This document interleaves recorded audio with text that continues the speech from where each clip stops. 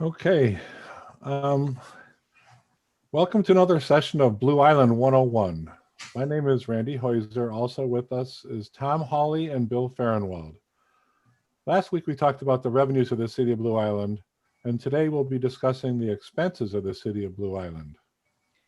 And as usual, we are monitoring the YouTube comments and the Zoom chat. So if you have any questions during the session, please feel to type away with them, and then we'll do our best to answer them during the session. So last week we did talk about the amount of money that comes in, and we said it was $30 million, and it just seems like an awful lot of money, and it is an awful lot of money. But as you'll see throughout the conversation tonight, we spend quite a bit of it on services and stuff like that for the city. It's all for that. Out of the $30 million, there's almost half of it, or probably over half of it, is salaries. And then when you add to that their employment expenses and Social Security, and then the pension, health insurance, uniform allowances, and training, it is a solid 50% of the costs of what we spend. It's about $14.5 million a year. Salaries are 8.6 million, 5.9 in employment expenses for taxes and pension, etc. And then some smaller amounts for uniform and training. And I might just also add, Randy, before you jump in there, that expense is large, but due to various economy measures that we have taken over the years, it is a very lean staff that we have. We could probably use some more people in a few areas, but we have to, as much as that money is, we could spend more. Oh yeah, that's definitely. But speaking of health insurance, when an employee retired from the city years ago with 20 years of service, the city would pick up 100% of the health insurance cost for the rest of their life. And that practice has been stopped. So new retirees have no post-employment insurance provided, but fortunately, we've had some loyal employees over the years, but we still have several employees that were paying their full health insurance. Yeah, when we changed it a few years ago, of course, the vast majority were still grandfathered in. So right. So we'll have that for a number of years into the future. Mm-hmm. So our next largest expense, and we talked about this a little bit last week as well, is buying water from the city of Chicago. In 2019, we paid $3.1 million to the city of Chicago, and that's for the water and getting it to us.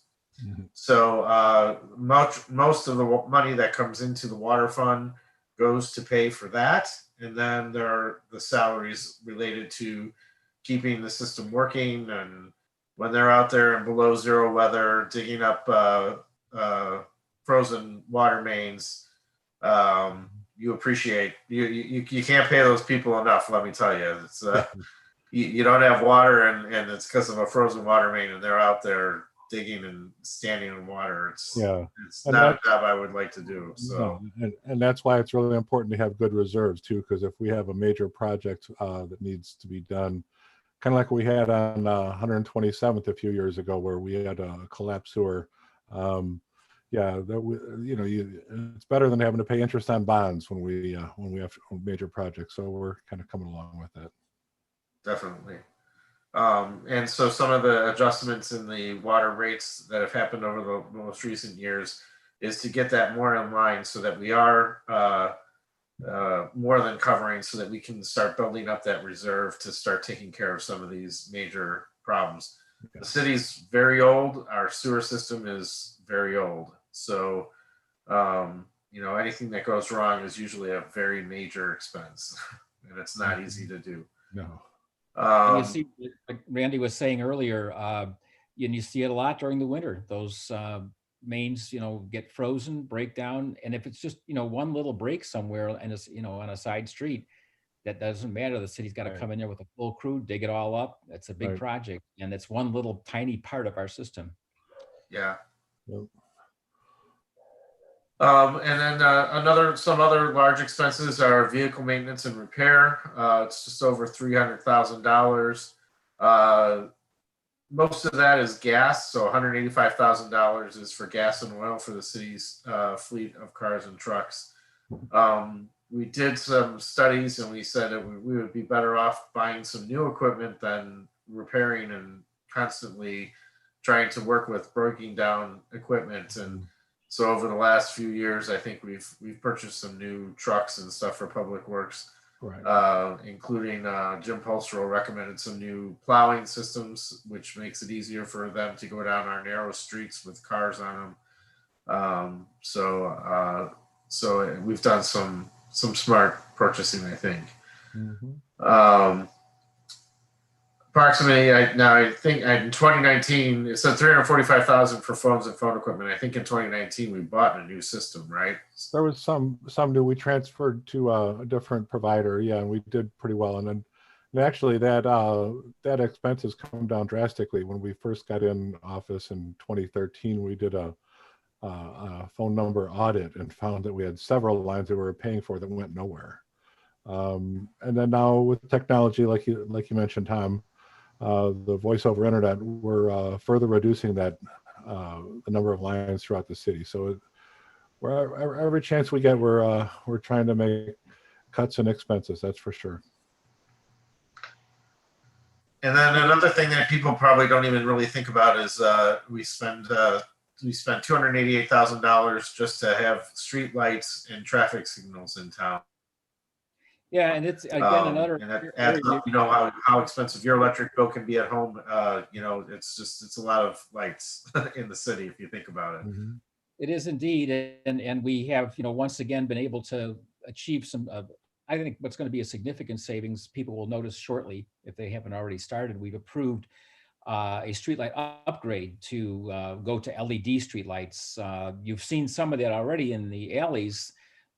Where ComEd maintains the streetlights in most of the alleys on the wooden poles, but the city poles that are the metal poles, we are now going to upgrade many of them to LED, and it will reduce the cost of electricity in the coming year or so, and will be another significant savings that we'll be able to achieve there. And that is an interesting little tidbit that Bill said, is that the city, all the metal poles the city owns, and all of the wooden poles are the ones that ComEd takes care of those lights. So if there's lights out on a wooden pole, we actually have to go through ComEd to get those fixed, and the ones on the metal poles are the ones that the city takes care of. And unfortunately, with the LEDs coming in, there'll be a lot fewer burned out lights to report. Those they have a much longer life. So yes, and that's an expense. When there is a burned out bulb, our crew's got to go out with the truck and get up on the man lift and do it, and that all takes time. So that'll be another savings for us we'll achieve. Definitely. And then of course there's we had $855,000 in engineering fees. Which sounds like a lot, and it is a lot, but every single project that is done by the city, and it has, phase one, phase two, there's at least 2 or 3 phases of engineering, and some of these projects can take years to even get from the point where you say, yes, we're going to do this, to the point where you actually start to see some ground being dug up. I mean, how long were we hearing about the Western Avenue Bridge being rebuilt, and they were worried about space and everything else? It's been 3 or 4 years, and then they finally started that this year, right? It's been it takes a long time. Sure. And I sit on the Municipal Services Committee, where a lot of that engineering work comes through, and you're right. There's just a tremendous amount of thought that has to be given to these things, and partly it's because, again, we only have so many dollars to spend. So there's a need to develop a priority, because there's many, many things that need to be done. We just can't do them all. So we rely on our engineering expertise to determine, which are most urgent. Obviously, maybe there's a situation that just simply can't wait. and then, which maybe have the greatest benefit to the city behind that, and then start lining things up in a logical fashion. So that all needs to be planned, and it's very important. It just takes some money and some time to do it. Yeah. And of course, one of the major things that everyone complains about are streets and alleys. All of that, there's engineering behind that. We did a street plan where we went through and we rated all the streets a few years ago. We just went through another one recently that just got talked about at the last meeting or the one before that. And what that does is it helps us with how much it's going to cost to fix that street, and then it helps us to plan so that if we get a CDBG grant or something like that, we can say, okay, we can do this section of a street or something like that. Right. To completely rebuild the street, it can be about $300,000 to do one block. So, and that includes curbs and looking at the sewer and lining the sewer. Right. You're giving away next week's topic, Tom. No, that's next week. Oh, okay. Actually, next week we are going to talk about the roads and who owns what roads and the cost to maintain all the roads, and we'll talk extensively about that report that was brought up and come up with a plan. All right, so forget about everything I just said. No, not forget. But yeah, that's a hot topic in the city. So yeah, we're definitely going to spend one session on that. So it's the most frequently asked question aldermen get. That's for sure. Yes, indeed. And then in 2019, we spent $475,000 in legal fees, and that's everything just from like simple trip and fall in the city to anything to like somebody hurts themselves, an employee hurts himself, to anything major that can come along. It seems like we're forever settling suits that have been going on for it seems like decades. So and then of course all those settlements rack up and cost quite a bit of money as well. And that's a little bit less. In 2019, we had $2.1 million in legal claims and settlements. So that's a lot of money, and it's a lot of cash to come up with. A number of times we've talked about getting into some sort of pool to sort of try and spread that money out. But we haven't had a really good track record, so we're not a very attractive partner, shall we say. Yeah, we'll be able to, hopefully next year we'll be able to look at that again in 2021 or 22, that we should be able to get something put together, at least when we start to see, all these costs put together, I think we'll be able to get some insurance some way, shape or form. Yeah, I certainly hope so. And I've spoken about this a few times before. It is a concern that we're uninsured. And it also tends to maybe, I don't know, artificially or whatever, it just restricts some things that we'd like to do as a city. But we really have to really look at the risk very, very closely at anything that we do, because we're uninsured. And so it's really, I personally don't feel comfortable committing the city to projects that aren't absolutely necessary. There's something, a number of things the city has to do, fire, police, so forth and so on. But anything else, sometimes it might be a perceived benefit. It would be a benefit. If there's too much risk attached to it, we just can't afford to go there. So that's an important thing. Another huge expense, which is covered by what people pay as part of their water bill, is $1.3 million in garbage collection services. And we recently switched to this new service. Some people like them. Some people aren't so thrilled with them. Mm-hmm. I've gotten both sides of that coin. So as far as complaints, and I've also gotten some good comments too. So I do find that if I call the number that's right on the garbage can, I get pretty good results and services, and people do listen to you. So, I always start out that I'm an alderman, so that may help move it along a little bit further than if you call. But if you try calling them if you have a problem and see if you can work that out themselves, and then call us and one of the aldermen or city officials Right. if you have a problem. But I've had very good luck calling them Yeah. on that But number. sometimes, it's difficult. There are certain rules actually about, what garbage, how the garbage has to be put in bins and so forth. For instance, I had someone recently near me who their recycling, wasn't getting picked up. And so it was a problem, and I checked, and I found that they were putting their recycling stuff in plastic bags in the bin. And that's, I think for kind of obvious reasons, the plastic isn't recyclable.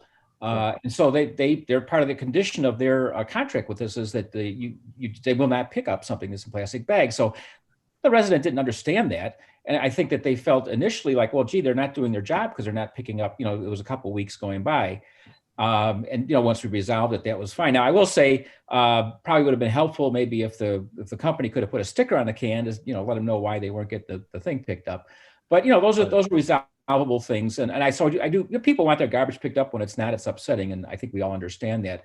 But in my experience, I agree with you, Tom. I found that when you do go and deal with it, there's usually some reason behind it, and it can be resolved.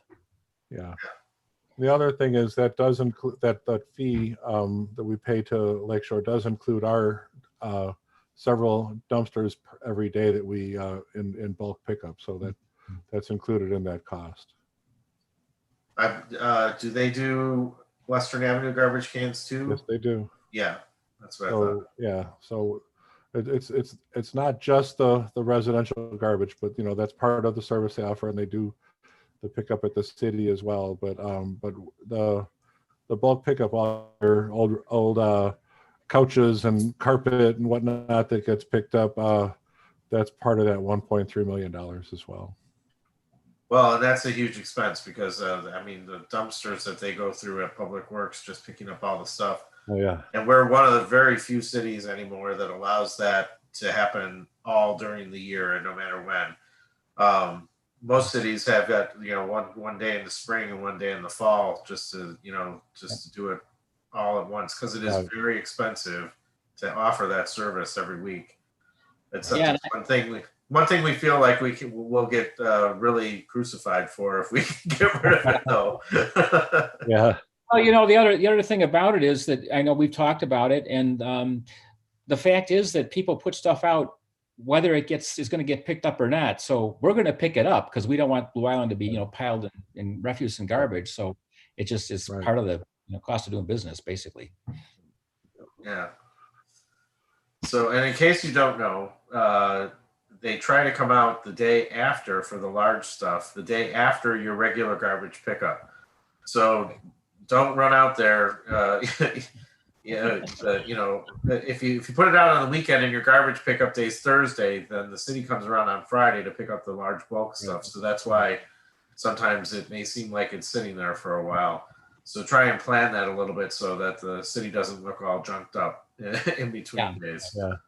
And maybe to put that, what is it, Tom? 1.7 million is the 1.3 1.3 million. To also kind of put that in perspective, we've talked about this before, but I think it's always worth mentioning that when you look at the revenue side of it, and again, folks pay property taxes and they're high, and they feel too high, and maybe they are. But it's important to remember that Blue Island only gets about, something like 15% of the property taxes. So if I'm looking at the line of revenue the city got for property taxes in 2019 versus we paid $1.3 million for garbage collection. Total property tax payments that we receive from our residents is 3.4 million roughly. So we know that everyone expects the return on their dollar, and we understand that. But it is important to keep in mind that the property tax revenue goes to a lot of different places. Schools is a huge consumer of property taxes, various districts, and so forth. So it all gets spent somehow. We don't get to spend all of it. A couple of smaller expenses, $13,000 in animal care. So that's, when your dog is out loose and the cops pick them up and take them to doggy jail, they usually get fed or something. And we're supposed to have, and maybe people don't realize this, but there is a license that you're supposed to have for your dogs and probably pets in general. I think it's $5 a year, and I believe I heard some ridiculously low number of dog tags that had been sold, and I see more dogs than that just walking around my house in the morning. So I think people have gotten away with that for a while, but $5 a year would go to help pay for some of this these scofflaw dogs that get out and wreak havoc. And the other thing is that if they are in our possession more than I think it's 3 days, we have to bring them to Chicago Ridge, to the animal shelter there, and that costs the city $100 a day per animal. Wow, I didn't know that. Wow, it's high. So we don't. Yeah, that's a lot. Best thing you can do is get chips in your animals. Our police have ways of scanning that, and they can get your animal back to you very quickly if they have that, or get in contact with you and get you back in touch with them very quickly. Yeah. And the dogs don't even have to get vaccinated to get a chip put in, right? They can do it some other way. Just joking there. And an expense that we don't have here because we don't do it anymore, and one that I really regret and hope we can get back to is that we don't have any budget and don't spend anything on planting trees in our city parkways. The parkways are city property, and all the trees there are city property, and so we're responsible for maintaining those trees. And there's a fairly good expense in terms of taking down and pruning dead or dying trees. And some years ago, just because the times are tight, and the decision was made to eliminate the budget for tree replacement. And city, Blue Island is a city of trees. It's been a subject I've been really interested in, and I'd like to see us try to find a way to do that. I know money is tight, but there is no budget to plant trees, and so we've had some great volunteer efforts in the last few years where we've planted several hundred trees, but that really is just not even keeping up with the trees that we're losing, and it's really important to town. So. That has been a great program, and it has been several hundred trees. And then when you think about it, and I've helped on many of those days of planting, and it's just it's barely a drop in the bucket compared to what could be out there. It's amazing considering you think several hundred trees is a lot of trees, but it's really not. Yeah, we have tens of thousands of trees in this town, and they provide a lot of benefits in addition to being nice looking. Yeah. So we have $60,000 in bank fees in 2019, $44,000 in postage. That's actually didn't seem too bad to me considering you're mailing out stuff a couple times a month to everybody. So there's not much you can do. Of course, postage and shipping always goes up every year. And then, of course, $96,000 in 2019 for road salt.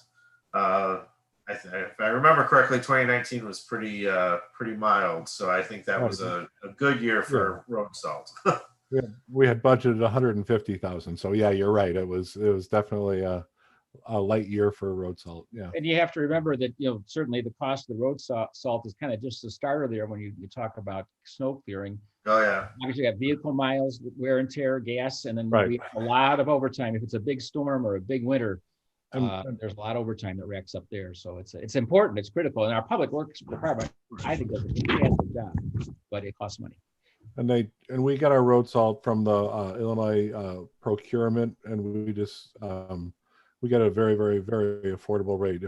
If we went over our if we needed more than our allotment, it's like 10 times the cost to get it on the open market than you get from the state procurement. So. I think we had to do that one year. I believe it was a really bad year.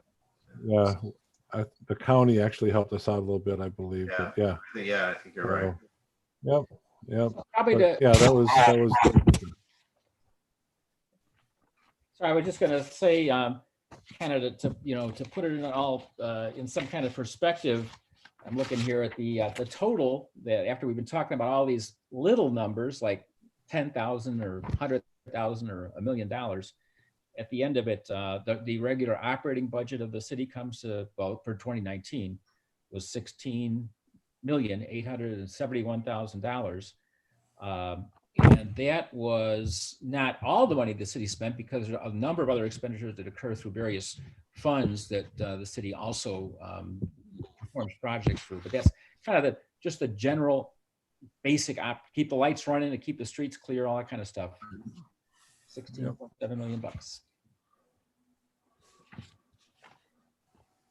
Well, anything else anyone would like to add? I mean, we just kind of did we dove in pretty good, but we didn't, get to the individual expenses. But that's a pretty 30,000 foot view overview of the expenses of the city. Anyone anything else? Anyone?